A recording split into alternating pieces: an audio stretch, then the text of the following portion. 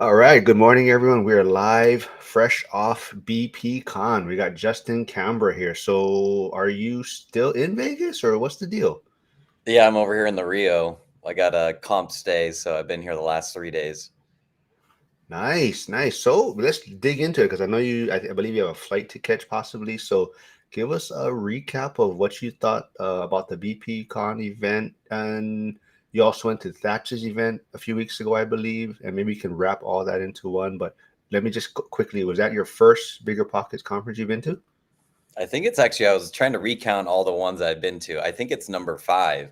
So in 2019 is when I think they did some way back before 2019, but I think 2019 in Nashville, I think was their first one. And then they had COVID, and then they had, San Diego and Orlando. I didn't go to last year to the one that was in Cancun. And then next year they're going to be in Orlando. I'll probably go to that one as well. So, yeah, the fifth one I've been to so far. All right, cool. And then you went to Thatch's event. So maybe quick, and you've been to the both of One Rental at a Time events in Vegas. Hmm. Maybe you can wrap into how each one is different. Hmm. And I guess the biggest question is maybe should new investors attend these type of events or like bigger pockets conference. So yeah, go ahead, man. Yeah, 100%. My whole investing career, I'm getting just over 9 years now. When I started out, the big thing was networking with other investors, obviously ones that are further ahead, trying to learn from them, have them share what they were doing. But the other thing is getting relationships with people over time. And there's going to be a core nucleus of people that you create in your own tribe, you learn and grow with them over time. And it's great to see as you develop and build your portfolio, they're developing their portfolio as well. And it's great to see some of these conferences is the only time I see them in person. And so catch up with them, what's been working, what they're struggling with, how they're dealing with the market today, wins, losses, all that kind of stuff. So it's been um, great experience for me. And if I was to start over again, I would do exactly what I did. Go to as many of these conferences as possible. And then if you're on a budget, there's so many local meetups and conferences you can go to, and start there first. And then kind of as you build up, then you can go travel to these other ones. Nice. I think the one thing too is that you saw, I think, at Thatch's event, you Hmm. saw a lot of One Rental at a Time people also there. You also saw my man Brian Waters jump on stage and help someone that fainted. Yes. But yeah, so maybe compare those events, also Mhm. the One Rental at a Time event, and even the type of people that are attending, maybe.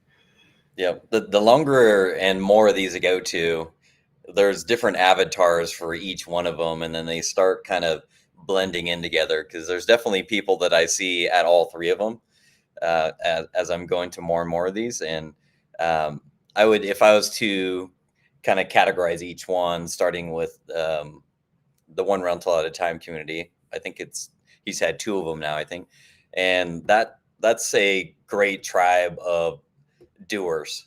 So everyone in there has been super active, super friendly, communicating and staying in touch. Um, Not just at those conferences, after the conferences or other conferences.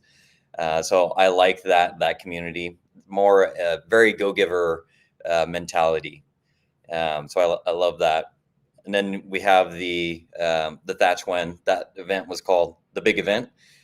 His group is called Springboard to Wealth, and that one focuses on, I would say, obviously real estate investing. But what I really love about his is the mindset and piecing those two together. So as you're building it, you're trying to get to what he says is freedom, option, and choice.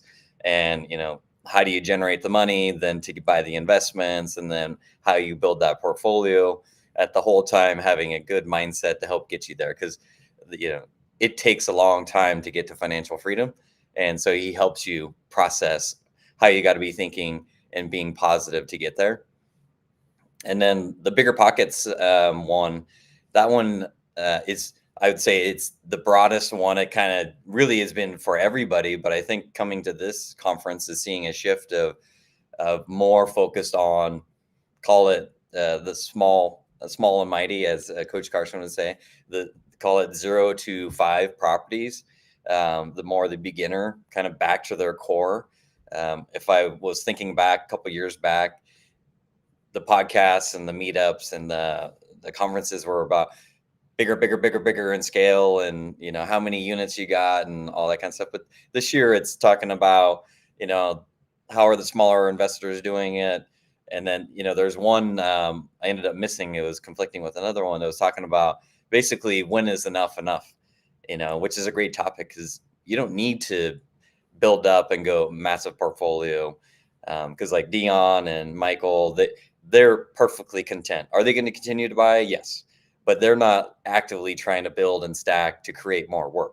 They have enough money to where they're at. So there's definitely different avatars for them, but over time they're starting to overlap more and more. Yeah, so as you mentioned, Dion was one of the keynote speakers, and like you said, Coach Carson, who also spoke at Michael Zuber's first event. Like you said, it does seem like Bigger Pockets is kind of heading in that direction. And I know one thing. So Lumberjack was also there. He didn't speak, but he brought the three amigos, Michael Zuber, Dion. But they kind of want to see maybe how big or how known maybe one rental at a time was. So, did you get to see firsthand? Like, was people kind of like, who are these folks, or who is Dion talking, or was one rental at a time big there? I guess in a sense. There's definitely people that knew Michael Zuber, right? I mean, he's, 70,000 or something subscribers now, and big time. If you go back in the history, I don't know how many posts he had on Bigger Pockets. So he definitely has a following over there. I wasn't specifically asking people. I know that because there's a lot of people there that have their own channels and stuff. So definitely, I would say of the three, Dion obviously being the keynote, he's most notary or notarizable, I guess. But he definitely has a big following in the Bigger Pockets community. He's done a lot with Bigger Pockets over the years. I think he's done some boot camps and other things with them in the past. Obviously, he's been on, I think, a couple of the podcasts there. So tends to be very well known there. And after he did a fantastic job at the end, closing the whole thing out, bringing it back home for everybody. And it was funny. I've known him for a couple of years. I learned new stuff about his come up and everything, and so it was just amazing. Great speaker. It was awesome. Zuber also presented. Now, the other question and kind of joke that everyone's putting out there is Zuber yoked, or is it just photoshopped, or he's getting in shape, right? He is. I think he said he was 12% body fat when I was talking to him, and he's looking really good. It's making me want to work out more, because he's definitely, because I can't remember where he started was, and he's trying to get to 9.9, and I got on the scale. This is a percent body fat, and I've been looking at my scale, and I'm at 23%. I'm like, how's this guy getting down so low, man? He's definitely filling out the shirts. So like he's getting some pipes on him. Yeah. So, like I said, to that point, I think, me and Zuber do like a weekly recap of comments, reviews on his videos, and there is a lot of people that actually want more of that content or information from him. Like, hey, what are you doing? Your health journey. So, it's interesting to see how his kind of channel is evolving. Hmm. But like we're kind of so people that are tuning in, we're kind of recapping. So Justin has attended, or he's still in Vegas, but he attended Hmm. the BP Con event. He was at Thatch's most recent event, and he's also attended the both of the one rental at a time events. So maybe for like someone attending these events, like how should they approach it? So how do you go about it when you go to these events? Do you have a different approach for each one, or do you kind of go in with the same game plan? Like you're trying to find certain people, or how do you approach these things? Yes, when I'm going, well, I'll do today, and then we can talk about what I did at the beginning. So when I go to the conferences now, usually when I go to buy the ticket, and then I try to coordinate with people I've known in the past and try to share a room or a big of group of people in an Airbnb, because that just makes it easier for the whole conference when you have friends around you to go to the different breakout sessions. So I try to, before I even get there to learn and network, I start ahead. Then when I'm there, I'm like, okay, what am I trying to get out of this? And going through the agenda, specifically picking the items that I want to go to. And then I also look at like who's there. And when you're going to these meetups, you usually they have the bigger ones will have an app and the names of the people who are there, and then some of the presenters. And so I'm like, okay, who do I want to talk to? And so then I try to figure out a way how I can, if I have a question I'm trying to learn, I want to go talk to the source. And so whether that's a Q&A session at the breakout or the social thing or just lunch or whatever, I try to find and target those people. And then at the broader overall sessions, like last night was the big kickoff, or I should say the ending party. I just try to go around and talk to different people, see what they're investing in. And that's more kind of, you talk to the people you already know, people you want to reach out to specifically learn from, and then try to build new connections from the conference. So it's kind of multiple phases of it. I just want to say, I know you have a big following because every time I post reels or shorts from our live streams, there's a lot of new likes and follows I get because of, I guess, people in your circle. So, do people recognize you at these events? Do they come up to you and start kind of networking with you because they've seen you on social media and know what you're doing? Not yet. I mean, hopefully one day. Really?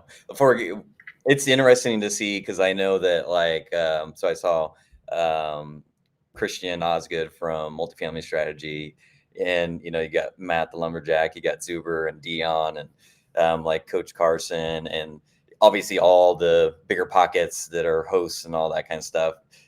It's like a little mob, they're definitely more what I call YouTube famous, right?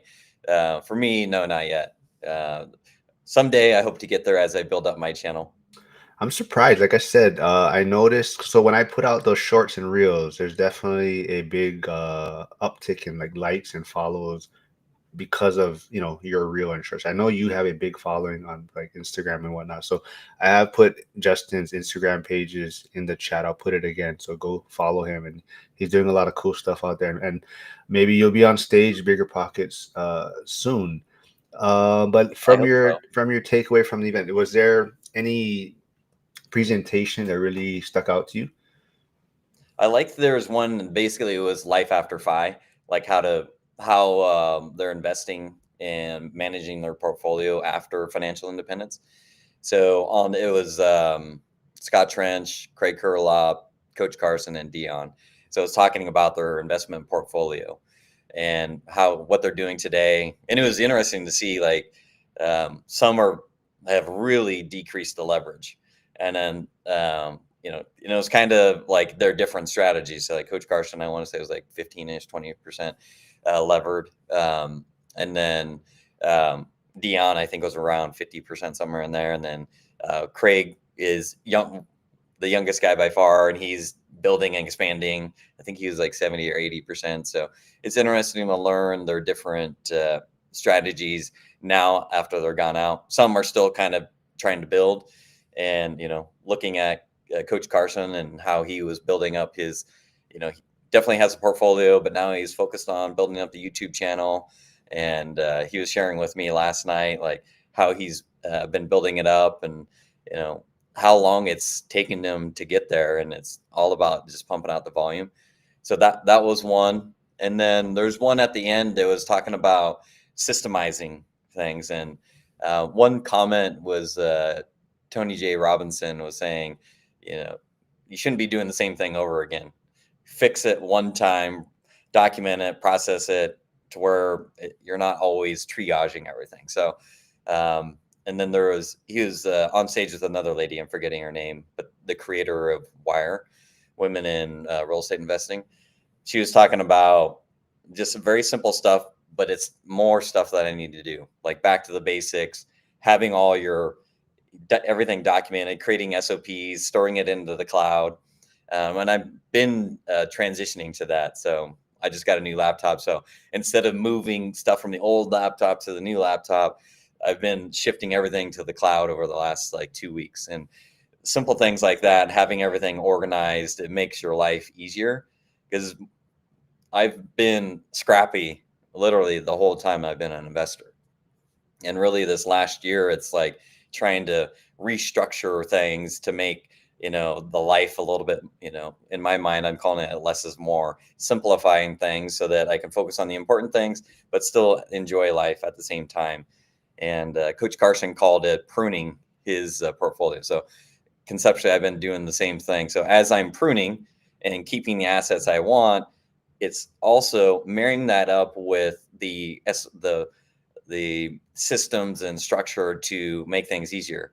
Because at the end of the day, the key thing that I got out of this is like back to the basics, simplify things, creating a real business. So like, is it a business? Yeah, it's generating money, right? But a thinking about it as if I was going to sell this business. I can't sell a business if I have everything up here, right? So like I need to codify everything, document it, start, uh, building in my processes of how I'm buying, how I'm selling, when I 1031, storing all the files, training people on it, especially as I'm getting married next year. Like I need to be sharing all this with my partner so she knows everything about the structure, how it works. If for whatever reason she had to get into it, all the information's there for her. That is funny you bring that up. Like I said, I know, a lot of people that are listening, they kind of know Coach Carson's story and whatnot, and even Dion, and even Cody. So Cody Davis and I are going to be doing a regular thing on Mondays now, live streaming. But he kind of touched on that same point that you just brought up also. So that, he's trying to consolidate and clean up his portfolio, but he's also looking at it like how or what's the most efficient way to pass things on. So that's why like he believes for him he thinks buying apartments are easier to transition or to pass on to someone else, right? It's Hmm. you're not passing on like 10 different single family homes under different management and whatnot where you can pass on an apartment to someone else where one management, everything's under kind of one structure. So that's also his long-term vision and also why he prefers multifamily or commercial properties. I see Flavio tuning in. I'm not sure. He says, I like your coffee hack. You know what he's talking Yeah. about? This morning I Oh, went, actually, it's right here. So I tried this out. I went and got a grande Americano, and then I had a big cup of ice, a venti cup of ice. And then I just took the grande Americano and poured it in there, and it was equal to a venti Americano. So that was the hack. So I saw it on TikTok or YouTube the other day, and I was like, I'm going to try this out. okay. Yeah. Yeah. I like that. So Flavio is in Grandview, Washington. So yeah, definitely some. How far is that from you? That's far, right? Or how? Trying to think where that's at. I want to. Sounds Yeah. like an hour and a half, 2 hours away. I'm trying to visualize where it's at on the map. I'm thinking it's south. He'll probably correct me in Uh, the chat here. and Jovi's here. I know you and Jovi had a recent conversation. So that's another thing about networking, right? It brings people together. People can help solve each other's problems or point people in the right direction and whatnot. So was there any kind of good takeaways in a sense from a business standpoint from attending the BPCon? You think you got some new clients or a new investor or whatnot? Yeah, for me, the one of the key connections, the two key connections that I'm taking away, one was Coach Carson and learning more about what he's doing on YouTube and hoping to kick me in the butt to build up. So he was nice enough to share like how he built it, sent me a PowerPoint deck and everything. So I want to soak that in, build up the channel such that we can collaborate together. The other, and that's for the YouTube stuff. And then on the other side, I hit up Craig Kurlop because he was at Bigger Pockets. He then became an agent and now has done very well building up an agent team. And so I reached out to him after and connected with him. We'll have a follow up meeting, hopefully in the next week or two. See how he continue to build his agent team out. So I'm trying to do the same thing. How do I build up more active income to keep buying more properties? And the goal here is like, if I can build that up, then I can make work optional for my fiance. So, which then we can travel more, right? So So I'm trying to build this thing to continue to bring in some active income. And quite frankly, it's fun. I love, you know, I think I've said on your channel before, you know, I'm addicted to doing deals. And if I can help other people buy deals, it helps satisfy the fix. No, I like that. Yeah, that's like definitely if people don't remember, I think I'll take credit for it though. I kind of I don't want to say I bullied because Joe's gonna have fun with it, but I'm the one that kind of pressured Justin to start his channel or follow through on getting his first video out there. So he does have a YouTube channel, and like you said, you just gotta start putting content out there, right? So I think that's the number one thing. And yes, Joe is asking if you're gonna have a so if like I said, Cody Davis and I are going to be doing Mondays on a regular basis. And now Brandon Potts, Build to Rent Invests, we're going to be doing Tuesdays together. He wants to do stuff on Tuesdays. So, yeah, I mean, definitely me and Justin will talk about it. I think he has a little bit busier schedule than the other two guys because of his agent side, but we'll figure something out. Flavio says 3 hours and 35 minutes from Yakima, he says. Let's see. Yeah, Oh, Jovi's. Grandview. Okay. Yeah. Yeah. Straight east of me. Yeah. Okay. Let's see what do you. Okay, now you messaged me this morning when I reminded you. You said you had some drinks and all this and whatnot. Last. Do you think some people maybe go to the events though, and it's more just they're there to party and they're not really taking full advantage of the things the events provide that the event provides? I think over time, yes, you get your core nucleus of people, and it's easy to hang out with them because you know them over time. And this literally is the one time for some people that we catch up. There's a couple of people I only see at this conference, right? So it's easy to hang out, have a couple drinks with them, and especially when they're free, right? So it's easy to keep getting the drinks. But you know, if I was to, you know, a couple other as I was getting more into these. Um, you know, it would take me a couple drinks to be able to get comfortable, go go around, talk to different people, connect with them, make sure I'm getting value out of it. So, you know, I definitely say get a couple drinks for those people who are more introverts. Over time, I'm becoming less of an introvert, but it does help to have a little lubrication with these drinks. But just make sure you don't drink too much so that you keep those connections and remember everything you talked about. So Hyder does bring up a good point. So the same way that I am leveraging you folks coming on my channel, Hyder says, Justin, all you need to do is repost these lives on your channel for content. So that's Cody's plan, also Brandon's plan. They want to, put their content also on their channel after. So it's an easy way. You're helping me by doing these, and at the same time, you throw it on your channel, and you're just Yeah. putting content out there also. So yeah, everyone, we're all working together, so it's going to be fun.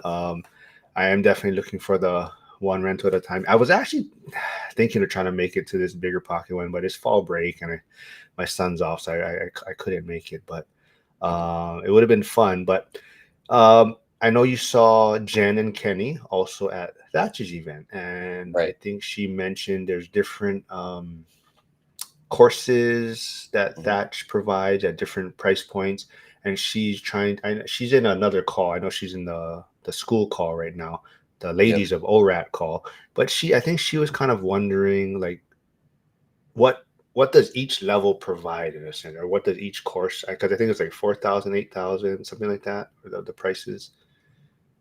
I joined so long ago, I honestly don't even know what the prices are. So, because I was in 2020 is when I joined.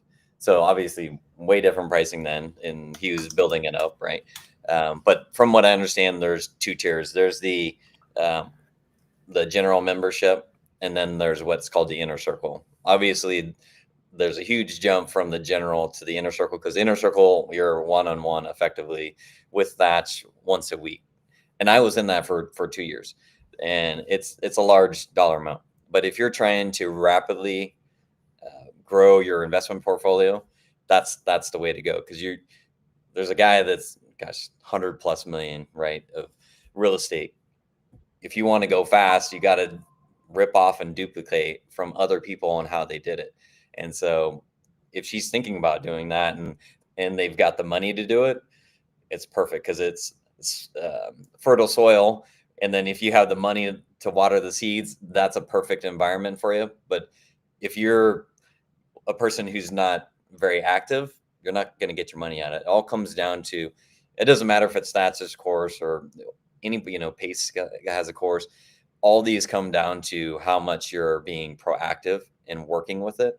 So reading whatever course they have, connecting with the other people, building up your money to then go buy something, taking action, learning from it, and then rinsing and repeating. Yeah, Hyder does say he wishes he could have attended Thatcher's event. It was in his backyard here in San Diego. Hey, what's up, Big Val? Tuning in. Hyder says, I don't want to spread myself too thin, though. I have more going on in my life than ever before. It feels like a worthy stress. Yep. That's actually why I Now, didn't go last year to the Cancun one.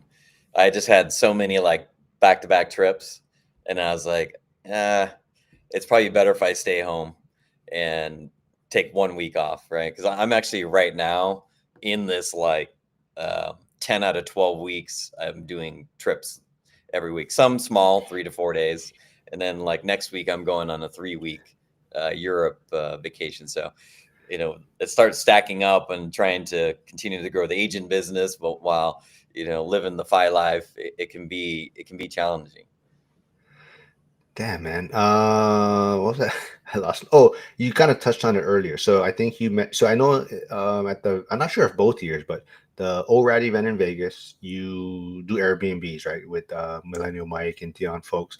Vegas, what, your Airbnb also, or Yep. oh, okay. So you The, prefer doing Airbnb at these events, or yeah. Luckily, they've allowed me to hang out with them, right? So it's pretty cool that they're nice enough to open up, allow other people to join, and that's actually where I finally met All Nighter Hider. I think in person. I think was at the Airbnb, if I remember right. Which I remember All Nighter Hider because I'm a big fan of George Gammon. I used to see him in the feed over there. Then I started seeing him in ORAT, so Zubers. I'm like, this guy is everywhere, And then it was cool to actually meet him in person.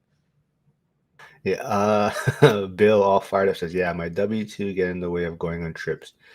Yeah, I think that's the struggle for a lot of there's kids and with work but that's the sacrifices we're all trying to make, right? We're all trying to get to a certain point where we can just pick up for the weekend or whatever and go on a trip, and there's no you don't have to worry about returning to work on Monday or whatever, right? So I think that's everyone's goal, but it's just putting in that sacrifice right now, and I think Exactly. I think Yeah, everyone's headed in the right direction.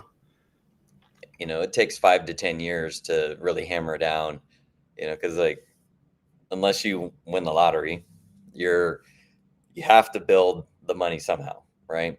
And for some people, they're great at borrowing it, doing deals, building it up that way. But for most people, I'm guessing probably more 80+%, you've got to do your main core W-2, generate that income to start buying.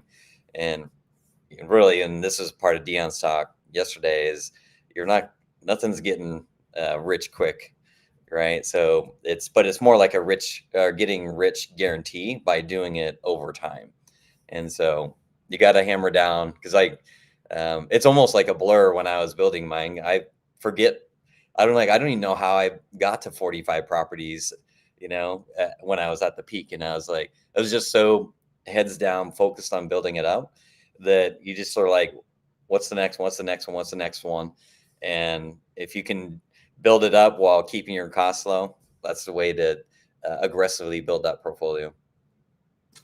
The funny thing too, I think you touched on it, right? Like Thatch has like this huge, massive portfolio, but his message too, right, is I think he talks about the W-2, what one or two properties, 5 years, 10 years, and then retire in your, 30s, 40s. He's not telling you overnight you're going to be successful or be able to quit your job, right? So he Right. pretty much has that same message as Zuber, Coach Carson, Dion, but it does, like you said, he doesn't you see the flashy cars. And so I think some people might maybe think his message is different, but he's really telling you basically do the work, and it Right. takes like 10 years, right? Yeah, but you got to keep it simple. Just buy one property at a time, or one rental at a time, right? And then let time do its thing. You got to let it bake, is what I say. So You buy the property, put it in the oven, let it bake, and then when you need to harvest the money out of there, whether it's a refi or a sell in 1031, that's how you can build that portfolio. I do have to get rolling here to the airport. Back Okay. to the main topic, just as a quick summary. I met a few people last night, new people that I met. Actually, one guy out of Pittsburgh, and then LA as well. And the thing was, should you go to these conferences? 100% go to these conferences. And if you're an introvert, like I remember like some of my first meetups where I was lucky because like local meetups, Brandon Turner would come out every once in a while. And I remember I would see Brandon Turner. I'm like, oh my God. Well, one, he's literally larger in life. He's super tall. He's like a foot taller than me. But two, I was like, oh my God, I want to ask him a question. I would get so nervous. I literally would like get sweaty, right? And then I would not ask him a question, and I get too nervous, right? And so like I know there's other people that are watching this that are doing the same thing. I don't know if I should go. I'm nervous about it. I mean, I still get nervous about it. I'm like, okay, I'm not rooming it with anybody this time. Should I go to it? Am I going to meet new people? Am I going to see my old friends there? You know, and I've been doing this for 9 years. So, but you have to start somewhere. Take that risk, get out there, put yourself out there, connect with other people. These connections over time is where the value is at. So, I mean, for example, I was in Hawaii, was it last year or 2 years ago? And I hit Yeah. you up and we ended up meeting. We had lunch, I think. These are the fruits of your efforts, right? You go to these meetups over time, and then when I'm traveling now, I'm like, hey, who do I know in this area? I try to get a coffee with them, do a podcast or whatever to continue to have these relationships. Yeah, and I tried to warn you to wear your bulletproof vest if you went into Kalihi for your that podcast you're doing. Yeah, but but but I got in and yeah. out safely. That's the good thing. But yeah, thanks for doing this, man. I know you got a flight to catch. We'll catch up. We'll see if we can get something regular on the schedule. Thanks everyone for tuning in. This was a short one. Justin wanted to just fill us in on his thoughts on the Bigger Pocket event, and like he said, he'll be at the Vegas ORAD event. So anyone that hasn't met him yet, go introduce him. Like he said, go ask questions, talk story. Everyone's an open book, but everyone, have a great rest of the day. And shoot, I don't know when I'll be back. I think Friday I'm live streaming with someone, but I got to check my schedule. But thanks, Justin. Have a good flight, man.